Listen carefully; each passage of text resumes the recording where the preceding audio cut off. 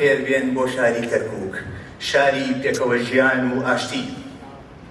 ئەمڕۆ حەوت ساڵ بەسەر ژیان ئاوای سەرکردە و ڕابەر و سەرۆکی مەزن مام جەلال تێدەپەڕێت.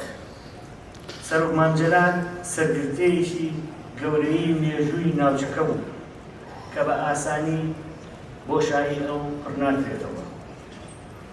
مام جەلال هەموو تەمەنی خۆی لە پێناوی ئازادی و سەربەستی گەلی کوردستان و ڕزگاری نیشتیمانی گەلانی عێراق و لەناوبردنی دیکتاتۆریەتا بوو.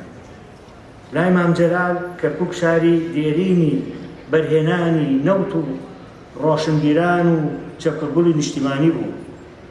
شاری کورد و عەرەب و تورکمان و مەسیحی بوو. بەنسبەت منەوە کەرکووک هەم شتێکی نیشتیمانیە هەم شەخسیشە، یعنی دووش تێکەڵاوە. بە ئینگلیزی پێ دەڵێن هۆم تاون، شاری ماڵە شار.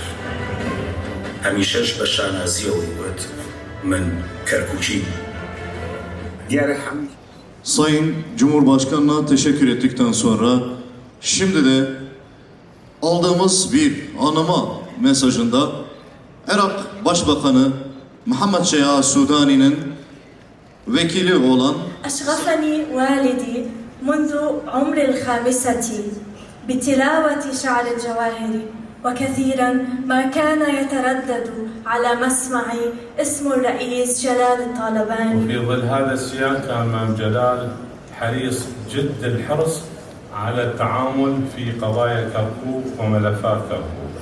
بعد منح شرف النيابة عن العائلة الفقيد الرئيس مام جلال من قبل كل من السيد بافق جلال الطالباني رئيس الاتحاد الوطني الكردستاني والسيد قباد جلال الطالباني نائب رئيس وزراء الإقليم الكردستان لأتقدم بالشكر الجزيل وعظيم الامتنان لكل من شرفنا بحضور ومشاركته في هذا الحفل التأبيني تخليدا لذكرى هذا الرجل